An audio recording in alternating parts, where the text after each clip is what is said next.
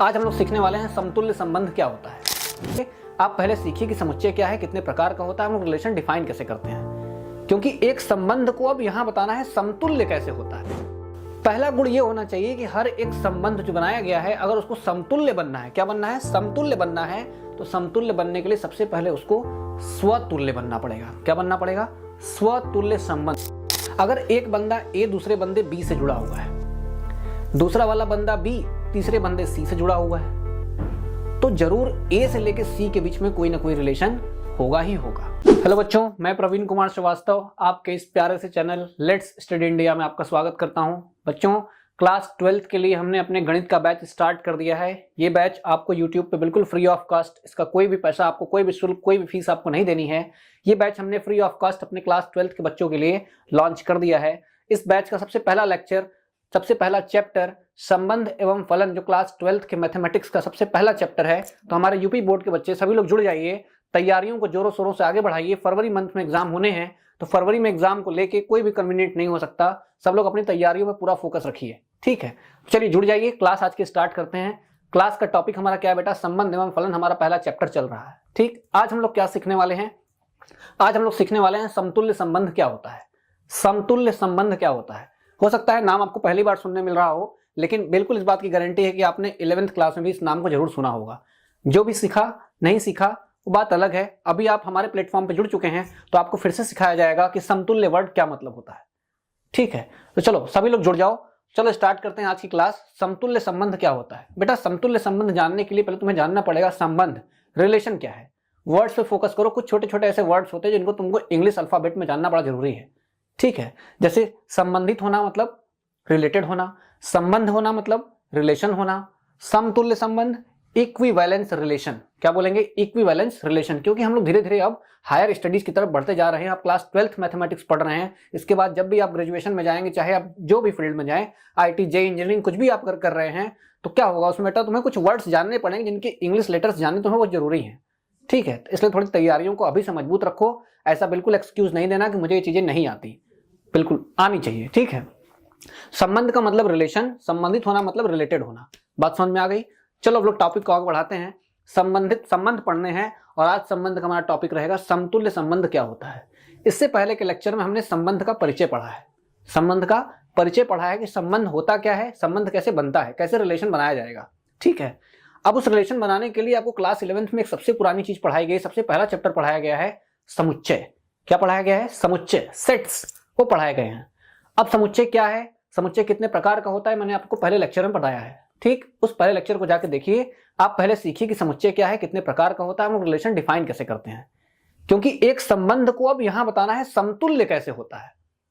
एक कोई भी संबंध समतुल्य संबंध कब होता है, तो कोई भी रिलेशन पढ़ने से पहले आपको जानना चाहिए कि रिलेशन होता क्या है। वो जानने के लिए आपको पहला लेक्चर देखना पड़ेगा, वो आप देखिए। जो बच्चे लेक्चर नहीं देख पाए हैं वो इस 1 मिनट के रिकैप में अपनी बातों को ज्यादा मजबूत रखेंगे, ठीक है। देखो बेटा, संबंध, रिलेशन डिफाइंड होता है कैपिटल आर से, ठीक। रिलेशन को किससे दिखाते हैं? कैपिटल आर से दिखाते हैं। ये कैपिटल आर के अंदर कुछ लोग बैठे होते हैं, कुछ लोग बैठने वाले, जैसे 2 आदमी उठाओ, ये 2 आदमी इसी रिलेशन के अंदर बैठेंगे।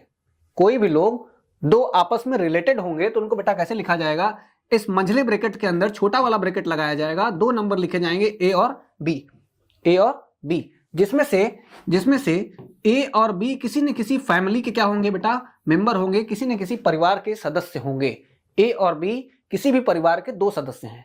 ये 2 सदस्य आपस में रिलेटेड होंगे। अब रिलेटेड होंगे तो किसी न किसी रिलेशन से होंगे। हो सकता है, क्या रिलेशन हो सकता है? ए बी का पिता है, ए बी का पिता है, ए बी का पिता है। देखो बेटा, हो गया रिलेशन। ऐसे ही रिलेशन डिफाइंड होता है। आर में ऐसे 2 लोग बैठते हैं जिनके बीच में कुछ न कुछ क्या है बेटा? रिलेशन है। बात समझ में आ गई? आर के अंदर ऐसे लोग बैठेंगे जिनके आपस में कुछ न कुछ क्या है? रिलेशन है। बात समझ में आई? चलो एक और एग्जांपल देख लेते हैं। आर के अंदर 1 और 3 बैठा हुआ है। आर के अंदर 1 और 3 बैठे हुए हैं। इसका क्या मतलब होगा? मान लो तुम्हारे 1 और 3 जो थे वो नेचुरल नंबर्स मतलब प्राकृतिक संख्याओं से निकल के आ रहे थे। ए और बी किस परिवार से निकल के आए हैं? प्राकृतिक संख्याओं के परिवार से निकल के आए हुए हैं। बात समझ में आई? आगे देखो, तो ए और बी में जरूर कोई ना कोई रिलेशन होगा। तो ए और बी में क्या रिलेशन है? ए और बी का मस ए और बी का मस 1 है, ए और बी का मस क्या है बेटा 1 है, इनका तुम मस निकाल के देखो 1 आएगा। बात समझ गए क्या हम कह रहे हैं?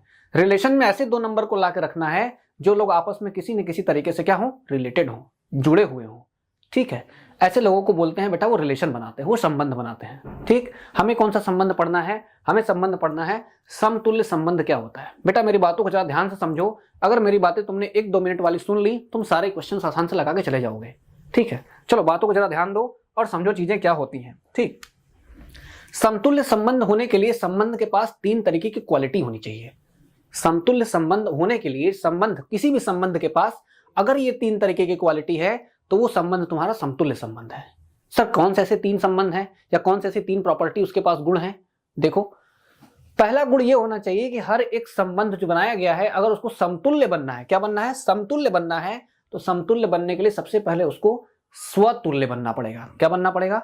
स्वतुल्य संबंध। लिखूं मैं? देखो इधर, उसको क्या बनना पड़ेगा बेटा? उसको बनना पड़ेगा स्वतुल्य संबंध, उसको बनना पड़ेगा स्वतुल्य संबंध। स्वतुल्य को बेटा इंग्लिश में क्या बोलते हैं? कॉपी पर नोट करते चलो, पढ़ते टाइम थोड़ी सी इंग्लिश भी तुमको लिखनी चाहिए। ठीक, इसको बोलते हैं रिफ्लेक्सिव। क्या बोलते हैं? रिफ्लेक्सिव। स्वतुल्य मतलब रिफ्लेक्सिव। दूसरा बेटा क्या होना चाहिए? उसके पास दूसरी क्वालिटी ये होनी चाहिए कि वो संबंध हमारा क्या होना चाहिए? सममित होना चाहिए। क्या होना चाहिए? सममित होना चाहिए। सममित को बोलते हैं बेटा सिमेट्रिक। क्या बोलते हैं? सिमेट्रिक। क्या बोलेंगे? सिमेट्रिक। क्या बोलेंगे? सिमेट्रिक। ये सिमेट्रिक हो गया। ठीक है, सिमेट्रिक सही है। सममित के बाद एक लास्ट होना चाहिए बेटा, वो संक्रामक होना चाहिए। क्या होना चाहिए? वो संक्रामक होना चाहिए। संक्रामक का बेटा मतलब होता है वो ट्रांजिटिव होना चाहिए। क्या होना चाहिए? ट्रांजिटिव होना चाहिए। तो तुम हिंदी पे फोकस रख के चलो, इंग्लिश वाले वर्ड्स तुमने कॉपी में मेंशन करना, बाद में पढ़ना जरूर इसको भी। ठीक है, तो बताओ क्या बताया मैंने? मैंने बताया कि अगर कोई भी संबंध स्वतुल्य संबंध बनाना है, स्वतुल्य बनाना है, तो स्वतुल्य बनाने के लिए 3 गुण उसके पास होने चाहिए। पहला ये होना चाहिए कि वो संबंध एक स्वतुल्य संबंध होना चाहिए। दूसरा ये होना चाहिए कि वो एक सममित संबंध होना चाहिए। और तीसरा ये होना चाहिए कि वो एक संक्रामक संबंध भी होना चाहिए। अब सर ये सब होते क्या है? ये सब तो मुझे समझ में नहीं आए। नाम तो मुझे याद आ गए कि हाँ, नाम जो है अगर समतुल्य दिखाना है तो 3 चीजें दिखानी पड़ेंगी, स्वतुल्य, सममित, संक्रामक। सर ये दिखाते कैसे हैं? चलो बच्चा लोग जुड़ जाओ और दिखाते हैं कि पहले हम दिखाएंगे कैसे कोई भी संबंध स्वतुल्य कब होगा, सम्मित कब होगा और संक्रामक दिखाने के लिए क्या क्या करना पड़ता है। देखो बेटा, कुछ ज्यादा तुम्हें हाथ पैर मारने की जरूरत नहीं है, चीजों को बस ध्यान से सुनो। एक बार सुन लिए, चीजें दिमाग में बैठ गई तो तुम मास्टर हो जाओगे। ठीक, देखो लिखा है स्वतुल्य संबंध क्या होता है। जैसा मैंने बताया 3 प्रॉपर्टी, 3 गुण उसके पास होने चाहिए। कॉपी निकाल लो, कॉपी पे सारी डिफिनीशन, सारी परिभाषाएं लिखते रहो।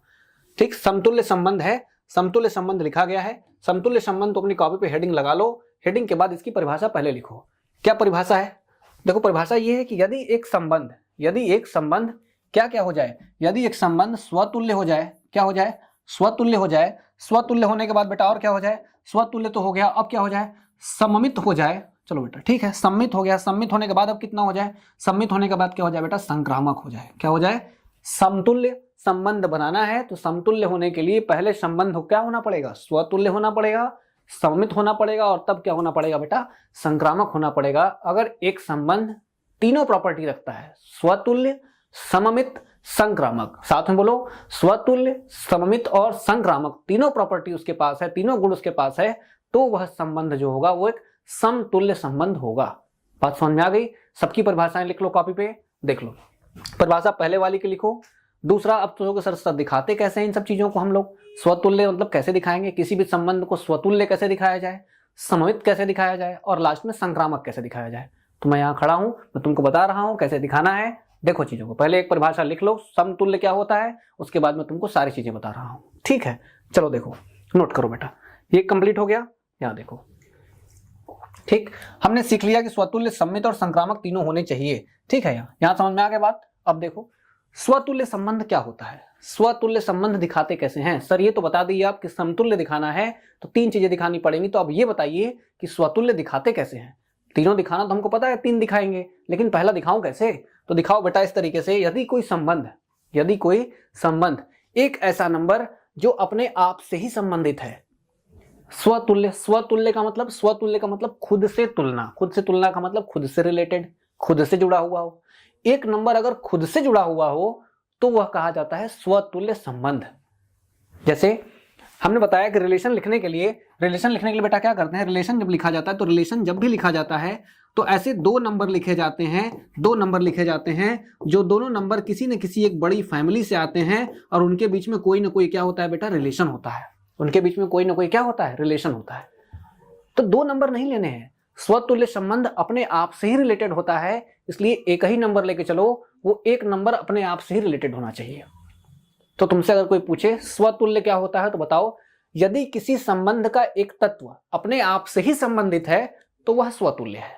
बात समझ में आ गई? मैं प्रश्न लगवाऊंगा तो तुम्हें और भी ज्यादा चीजें, कॉन्सेप्ट क्लियर हो जाएगा अच्छे से। ठीक है, अभी डिफिनीशन पे फोकस करो, परिभाषाओं पे जोर दो। अगर कोई संबंध में एक तत्व दिया हुआ है, वो तत्व अपने आप से ही संबंधित है, तो वह क्या कहा जाएगा, एक स्वतुल्य, मतलब खुद से तुलना हुई है उसकी, वो खुद से संबंधित है। ठीक है, कैसे लिखे जाते हैं इसके मेंबर्स? इसके मेंबर देखो बेटा ऐसे लिखे जाते हैं, देखो परिभाषा लिखी गई है, क्या परिभाषा है देख लो। यदि प्रत्येक ए बिलोंग टू ए का मतलब ये हुआ कि ये कोई नंबर है, ये अपनी फैमिली से आया हुआ है, ये बेटा इसका क्या है, ये इसका परिवार है। क्या है? ये इसका परिवार है, और ये उसका एक मेंबर, वो उसका एक सदस्य है। बात समझ में आ रही है?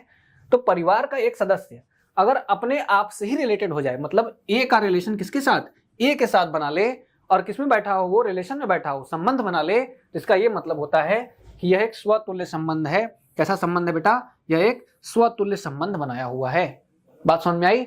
स्वतुल्य का मतलब हर एक तत्व अपने आप से ही संबंधित होना चाहिए। चलो यहां तक बात समझ में आ गई। दूसरा देख लो, सरल भाषा में लिखा हुआ है।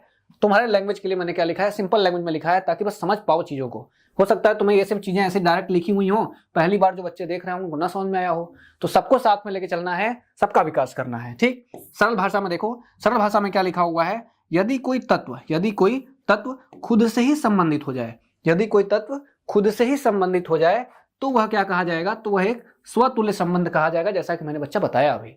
ठीक, अगर कोई तत्व खुद से ही संबंधित होता है तो वह स्वतुल्य होता है। ठीक, चलो यहां तक बात तुमको समझ में आ गई होगी। ठीक, आगे करते हैं।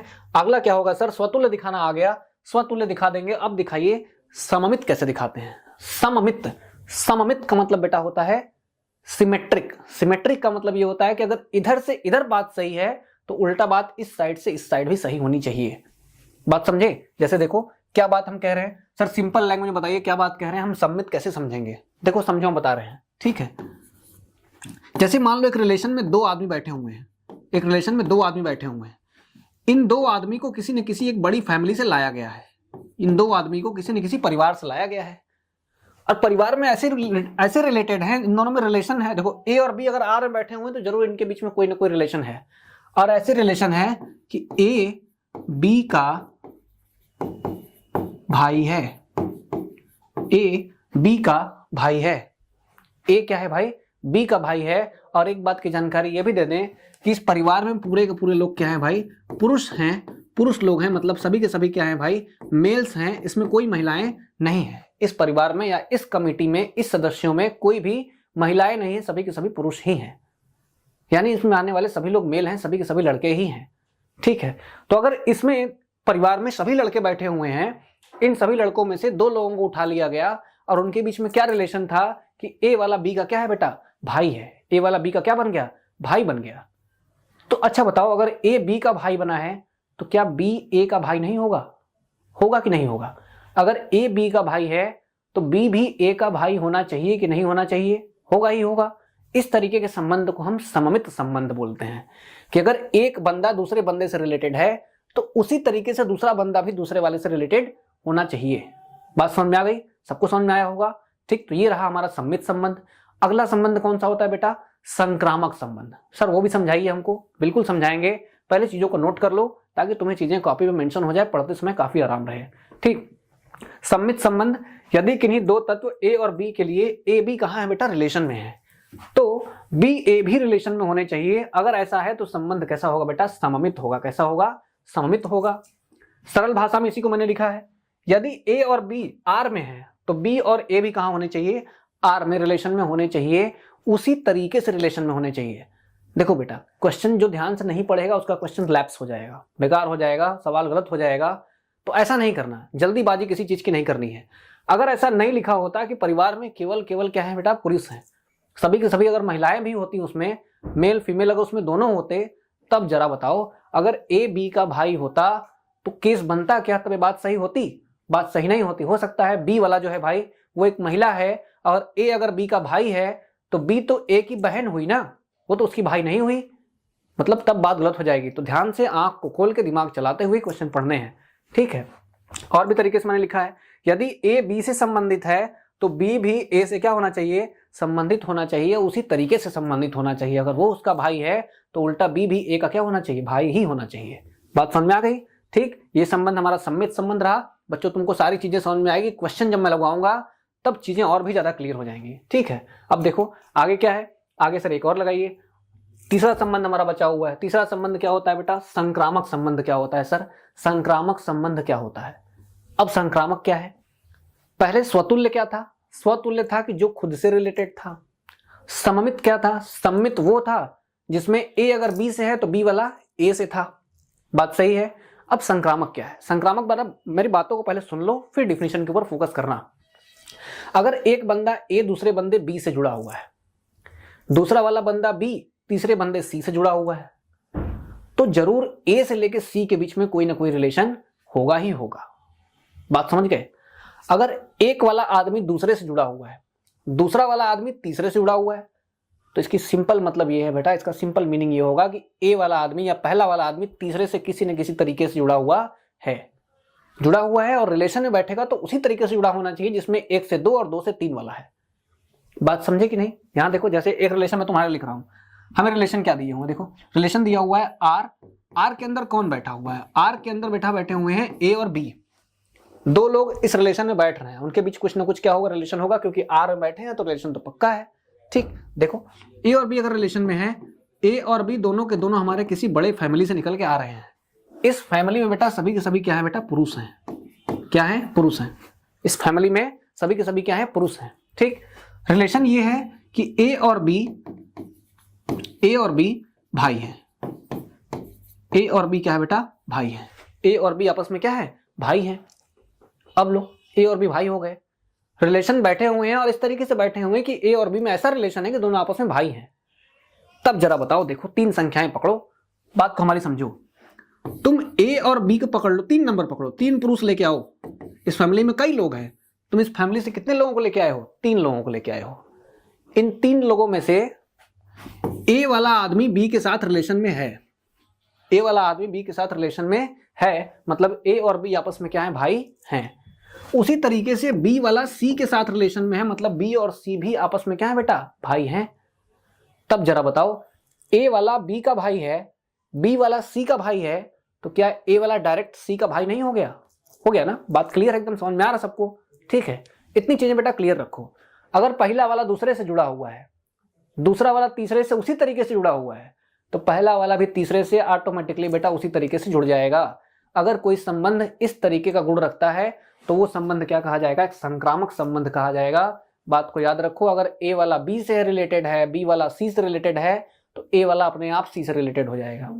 बात समझ गए कि नहीं समझ गए? देख लो डिफिनीशन में कैसे लिख रहा हूं। ठीक, पहले डिफिनीशन देखो। संक्रामक संबंध क्या है? यदि कोई 3 तत्व, कितने तत्व बेटा? 3 तत्व, ए बी सी, ए से लिए जाए, मतलब ए क्या था? इनका परिवार था। क्या था? परिवार था। ए इनका परिवार था, यहां से लिए जाए। और क्या? और ए बी कहां हो? आर में हो, मतलब ए और बी रिलेशन में हैं, मतलब दोनों भाई हैं। बी और सी भी रिलेशन में है, मतलब ये दोनों भी भाई हैं। तब अपने आप बेटा ए वाला भी सी से क्या होना चाहिए? रिलेशन में होना चाहिए। अगर ऐसा है तभी वो संबंध क्या है? संक्रामक है। बात समझ गए?